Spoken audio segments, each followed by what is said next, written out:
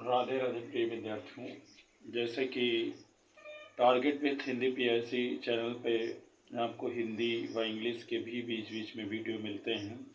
तो इस क्रम में आज हम विद्यार्थियों के अनुरोध पर विषय हिंदी शब्द शक्तियाँ व गुण काव्य व्याकरण के अंतर्गत पढ़ेंगे। शब्द शक्तियाँ क्या होती हैं, वर्ड पावर्स, और उसके गुण क्या होते हैं, इन पर चर्चा हमें करनी है। तो सबसे पहले देखते हैं अभिधा। कौन सी शब्द शक्ति है? सबसे पहली शक्ति है अभिधा। अभिधा जो शब्द शक्ति है, इससे सामान्य अर्थ व्यक्त होता है। शब्द का सामान्य अर्थ जिससे व्यक्त हो और शांत रस आदि में पाई जाती है, वह अभिधा शब्द शक्ति है। जैसे हम कहें हाथी खड़ा है, तो वास्तव में हाथी खड़ा होता है और उसको हम देखते हैं। इसे अभिधा शब्द शक्ति कहते हैं, जो सामान्य अर्थ व्यक्त करती, देखते ही समझ में आ जाए, उसे अभिधा कहते हैं। अभिधा। लक्षणा में लक्षण प्रकट होता है विद्यार्थियों। लक्षणा शब्द शक्ति में लक्षण प्रकट होता है। लक्षण उस वस्तु का, व्यक्ति का, कार्य पंक्तियों में लक्षण प्रकट होता है, वास्तव में वह नहीं होती है। जिसे लिखा है, जिससे सामान्य अर्थ नहीं किंतु लक्षण प्रकट हो, उसे लक्षण शब्द शक्ति कहते हैं। जैसे वह हाथी जैसा मोटा है, कहा जाए वह हाथी जैसा मोटा है विद्यार्थियों। तो हाथी नहीं है वह, किंतु हाथी जैसे मोटापा का लक्षण है, इसलिए कहा जाता है कि इसमें लक्षणा है। कौन सी शब्द शक्ति है? लक्षणा है। जी हाँ। तीसरी व्यंजना है, ये थोड़ा क्लिष्ट होती है। व्यंजना शब्द शक्ति। व्यंजना शब्द शक्ति जो अर्थ व्यंजित करे, अर्थात न सामान्य अर्थ निकले अभिधा का, न लक्षणा का लक्षण प्रकट हो, बल्कि एक अन्य कोई अर्थ निकले, कई अर्थ निकले, बहुत से अर्थ निकले, उसको हम व्यंजना कहते हैं।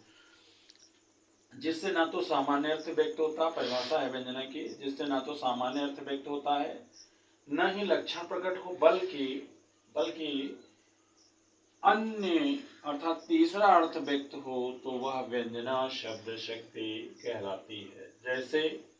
जैसे विद्यार्थियों, दीपक जलाइए। एक वाक्य है, दीपक जलाइए। घरों में कहते हैं, गांव में क्या कि दीपक जलाइए, तो खैर लाइट है, स्विच ऑन कहते हैं। तो दीपक जलाइए का अर्थ एक नहीं है, दीपक जलाना ही अर्थ नहीं है, वरन अर्थात बल्कि सायं हो गई है।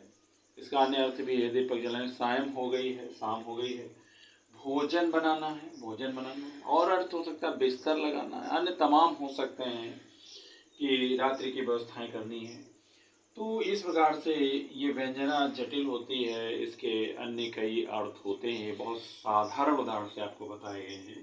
दीपक जलाइए का अर्थ क्या है? दीपक जलाना ही नहीं, वरन सायं हो गई है, ये भी एक संकेत है। भोजन बनाना है, ये भी संकेत है ना। बिस्तर लगाना आदि बहुत से कार्य जो संध्याकालीन सायंकालीन किए जाते हैं।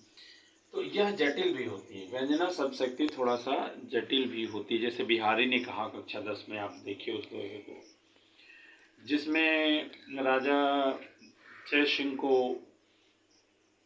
चेतना की गई कि अपने साथी राजाओं पर आक्रमण मत करो।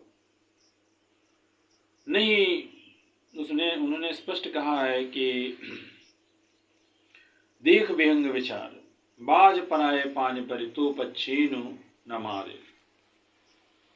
अन्योक्ति के माध्यम से कहा, अन्य अर्थ के यहाँ पर भी व्यंजना है कि हे, कहा वास्तव में बाज को है, कहा देखने में लगता बाज को है और शिकारी बहलिए को, किंतु वास्तव में वो कहा गया है बिहारी, और जो तत्कालीन मुगल बादशाह उसको कहा गया कि उसके जाल में तुम भी पड़ जाओगे। तो व्यंजना है, व्यंजना जटिल होती है।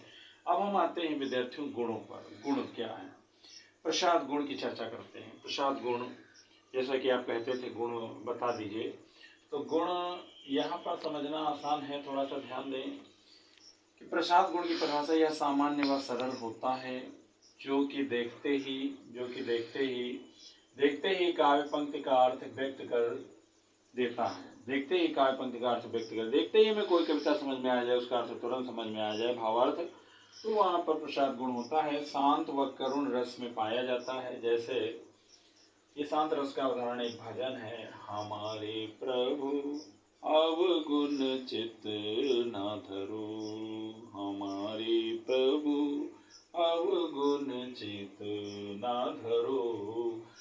की बात की गई कि हमारे चित्त अर्थात हृदय में ना प्रभु एक भी अवगुण ना आने पाए।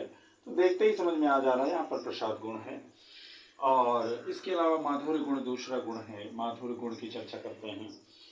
जब किसी काव्य पंक्ति में क ल म न सा, ये व्यंजन वर्ण है, क ल म न सा आदि वर्ण अधिक हों तो वहां पर माधुर्य गुण पाया जाता है। जैसे उदाहरण है कंकन किंकिनी नूपुर धुनि सुनि, कंकन किंकिनी नूपुर धुनि सुनि, कंकन किंकिनी नूपुर धुनि सुन, या फिर किलकत कान घुटुरवन आवत। यस प्रिय विद्यार्थियों ध्यान दें, दूसरा उदाहरण है कक्षा 10 का ही।